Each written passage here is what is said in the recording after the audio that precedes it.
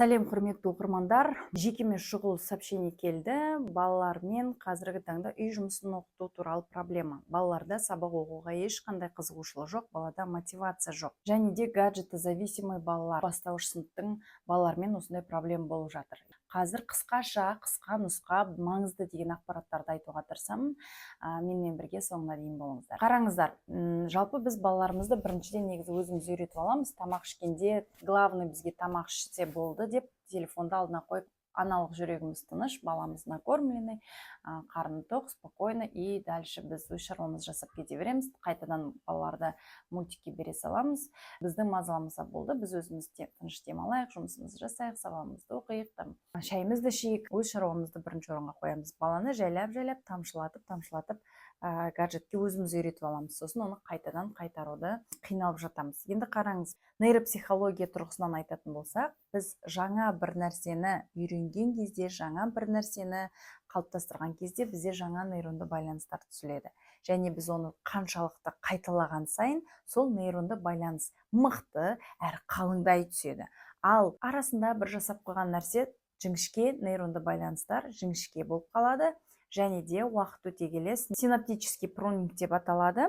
Синаптикалық прунинг жүреді. Сондай мидың өзінің қызметі бар. Яғни жіңішке, әлсіз нейронды байланыстар бұл бізге қажетті емес дүниелер, қажетті емес ақпараттар, қажетті емес қабілеттерді мидың өзі жаңағыдай мусор секілді жуып шайып бұл жерде босатып қояды. Жаңа нейронды байланыстарға орнын дайындап қояды, жалпақ тілмен айтқан кезде. Балаларымыздың сабақтан келген кезде сразу ойы үйге келген бойда телефон қарау, гаджет қарау. Тек уже мектептен, сабақтан бітер-бітпестен уже бала үйге келіп телефон қарауды аңсап тұрады. Бірінші келіп қарайды, екі келіп қарайды, үш келіп қарайды, төрт келіп қарайды.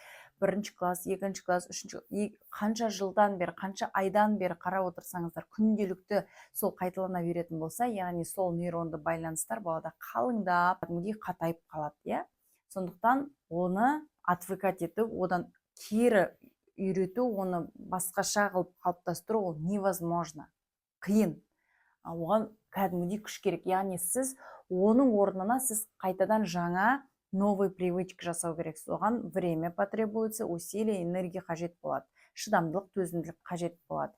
Енді балаларымызға күнделікті сондай өмірінде күнделікті графигіне сіз өзіңіз көңіл бөліп қараңыз. Егер балаңыз күнделікті телефон қарау, сабақтан келгеннен кейін тамақ шалса, оқытса, одан кейін қарайтын болса да, жалпы күнделікті күн тәртібінде гаджетпен байланысты нәрсе күнде қайталана беретін болса, онда балаңызда сіз өзіңіз күшті, мықты, қатып қалған нейронды байланыстарды түзетіп тұрып, күшті привычка жасап жатсыз. Ол осы привычканы бұйырса өзімен бірге, болашағын бірге алып кететін болады. Яғни студент болып бір жаққа кеткен кезде де, басқа қалаға, шетелге жіберсеңіз де, балаңыз осы әдетті өзімен бірге алып кететін болады. Яғни не самоорганизованный ребенок, өзінің самоорганизациясымен проблемасы бар, өзінің ішкі әлеміне үңіл алмайтын, өзінің не қалайтынын білмейтін, өзін чем занимать не знает. Балаларымызға осындай проблемаларды жасап береміз екен өз қолымызбен.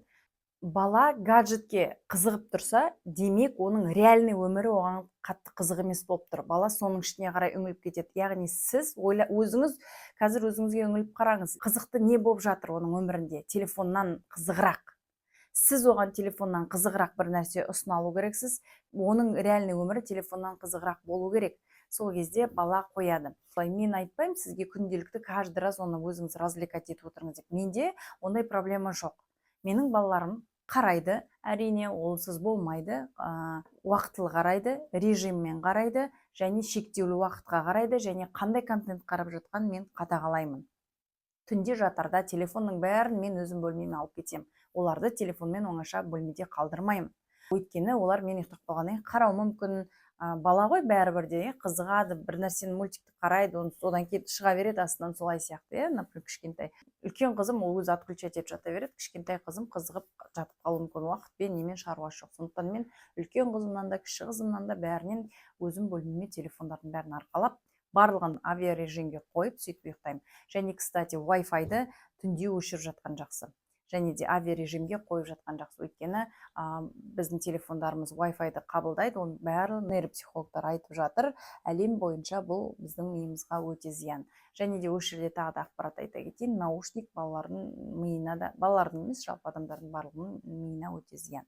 Қараңыз, сіз балаларыңыз телефонды қарай беретін балалардың мышлениясы басқаша болып кетеді, уже ойлау қабілеті басқаша болып кетеді. Оларға сабақ оқу бәрі қызық емес, ананың ішіндегі қызық болып баратыр. Сіз сабақтан келе сала балаңыз телефонға отырғызып қоятын болсаңыз, соған рұқсат ететін болсаңыз, баланың уже миы ананың ішіне кіріп кетті, сіз оны не вытащите, просто өзіңіздің нервіңіз құрайды. Ол сабақ оқып жатқан кезде ол мына жерге келмейді, оның ойы ана жақта қалып қояды.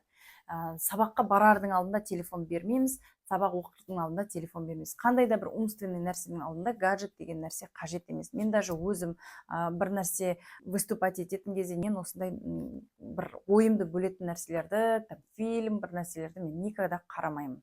Ол мені кәдімгідей колеядан шығарып жібереді кәдімгідей. Әлі нерв жүйесі қалыптаспаған балаларға ол, конечно, өте қиын. Балалардың қолынан телефонды алып алған кезде олар не істерін білмейді.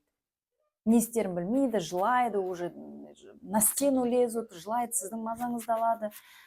Не істеймін мен сонда деп, өйткені балада өзімен өзі қалып, оңаша ойланып, ішіне үңіліп, маған не ұнайды, менің қандай қабілеттерім бар, менің қандай қасиеттерім бар, мен не істей аламын, маған не қызық деген сияқты саморефлексия, ішіне үңілу, өзінің қабілеттеріне үңілу, өзінің қалауларын тыңдай алу деген сияқты моменттермен оларда байланыс жоқ. Ондай опыт болған жоқ ода. Автопрограммаға беріп тастаймыз да, реальный баланың мышлениясымен немен жұмыс жасаймыз, автопрограммаға беріп тастаймыз да, телефонмен, ол баланың уже цифровой жаңағы не сияқты болып қалады да, миыда. Ол өте зиян, өте жақсы емес. Ересек кезде, подростық кезде оның ертең зардабын шегесіздер. Сондықтан бермегендеріңіз жақсы, шектегендеріңіз жақсы. Енді қалай жасаймыз? Бала уже қалыптасып кетті. Анау күнделікті қалыптасып қалған дұрыс емес нейронды байланыстардың әлсіретіп, мықты күшті нейронды байланыстар түзіп, мықты жақсы дұрыс привычка қалыптастыру үшін не істейміз? Онда біз өзіміз бірге сонымен жұмыстанамыз. Егер сізде де балаңызға телефон беріп тастап, бірге өзіңіз бөлек қарай беретін болсаңыз, или баладан запрещать етіп тартып алып өзіңіз қарай беретін болсаңыз, ештеңе шықпайды. Балаға күнделікті сабақтан келген бойда тамақтарыңызды күштілеп ішіп алғаннан кейін отбасылық ойындар ойнаңыздар. Әртүрлі настольный ойындар ойнаңыздар. Қызықты, күшті, активный ойындар ойнаңыздар. Күнде бір новый ойындарды ойластырып қойыңыз, кешке соны ойнаймыз, тіпті суретін жазып, не істеп, балаңызға WhatsApp-на сообщение жазып қойсаңыз, кешке мен саған күшті ойнауға бірдеңе дайындап қойдым, немесе бірдеңе пісіріңіздер, қыз бала болатын болса, кешкісін екеуміз осындай нәрсе пісіреміз деген сияқты отбасылық уақыт өткізіңдер. Любой кітап оқисыз ба, сурет саласыз ба, қандай өлең айтасыздар ма, инструментте ойнайсыздар ма, тығылыспақ ойнайсыздар ма, жұмбақ жасырасыздар ма, ағылшын сөзін жаңа тіл жаттайсыздар ма? Енді мен білмеймін, сіздердің өздеріңіздің қалауларыңыз бойынша күнде келгенде сондай отбасылық уақыт бөліңіздер. Содан кейін барып сабағын оқып, тағы басқа деген сияқты нәрселермен айналысыңыздар. Іс тігіңіздер, киім тігіңіздер, пластилинмен бір нәрсе лепить етіңіздер, бояныңыздар, шашқа қандай да бір шаш үлгісін жасаңыздар, киім тігіңіздер. Енді қыз бала болатын болса, идеялар көп, ол балаға да мүмкін қандай да бір мүсін жасайтын шығарсыз, қандай да бір ойыншық алып бірге ойнайтын шығарсыздар. Сөйтіп 20-21 күн, бір ай, күнде осылай прям трекерді жасап алыңыздар, сонымен белгілеп календарды жасап отырыңыздар. Және де балаңызбен кәдімгідей келісім шарт жүргізіңіз. Балам, осы аптада біз осылай жасаймыз, жаңа привычка жасаймыз, және аптаның соңында сен осындай сыйлық күтеді, ал мен осындай сыйлық күтеді. Или екеуміз бірге игровой жерге барамыз, екеуміз бірге кафеге барып тамақтанамыз, екеуміз бірге маған да бір сыйлық аламыз деген сияқты бір кішкентай мотивация қойып қойыңыз да, сондай нәрселер жасаңыздар. Жетістіктеріңізді бақылап отырып, бір-біріңізге жетістікке сыйлық сыйласаңыздар болады. Ол үлкен сыйлық емес, кішкентай, кішігірім мотивация үшін. Күнде жаңа қызықты бір нәрсе берген сайын бала, ал бүгін кешке не ойнаймыз екен, бүгінгі кешті мамамен қалай өткізем, бүгінгі кешті папамен қалай өткізем деген сияқты уже сондай оймен келеді бала.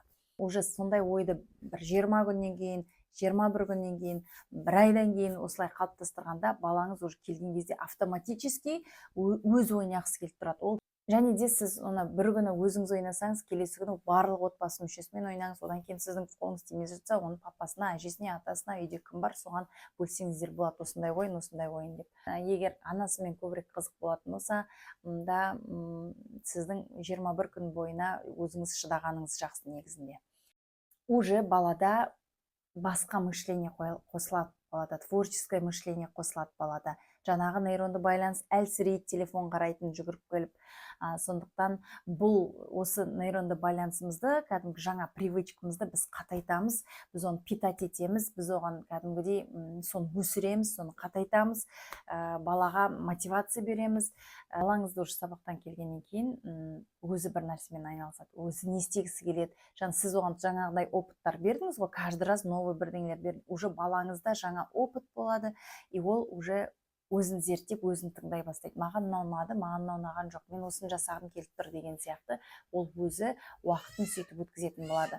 Балаға умственный нагрузка берейін деп жатқан кезде міндетті түрде балаға мозжечковая стимуляция жасаймыз. Яғни баланы 3-4 жаттығуыңыз болсын, өзіңізге ыңғайлы жасайтын, соны жасатсаңыздар болады. Және де құлағына массаж жасатсаңыздар болады. Құлағына массаж жасатыңыздар, секіртіңіздер, қолын жоғары кәдімгі кеудесімен үлкен тыныс алғызып, секіртіңіздер, жүгіртіңіздер, приседание жасатып жіберіңіздер. Мінекей солай мозг іске қосылады. Сабаққа барардың алдында міндетті түрде осындай жаттығулар жасатып жіберіңіздер, және үйге келіп үй жұмысын жасайын деп жатқанда тағы да сол жаттығуды жасатып жіберіңіздер, және де міндетті түрде су, 1 стакан су, сабаққа кетер алдында, үйге келіп үй жұмысын жасардың алдында міндетті түрде су беріңіздер. Бұл біздің жүйке жүйемізге өте пайдалы, миымызға да өте пайдалы. Мен сіздерге осындай лайфхактарды ұсынып отырмын. Пайдаларыңызға жарасын деймін. Осындай кішкене ғана кеңес менен. Негізі бұл теманы үлкен тема ғой, айта берсе де көп болады, бірақ та егер сіздер астына өздеріңіздің комментарийларыңызды жазсаңыздар, мен барынша осылай жинақтап бәріне жауап беруге тырысамын. Алдағы уақытта менің пайдалы видеоларымды жіберіп алмас үшін менің парақшама тіркеліп, колокольчикті басып қойыңыздар. Сонда менің жаңа видеоларымның барлығын бірінші болып көріп отырасыздар. Назарларыңызға рахмет, әлі де пайдалы ақпараттарды салып отыратын боламын. Сау болыңыздар.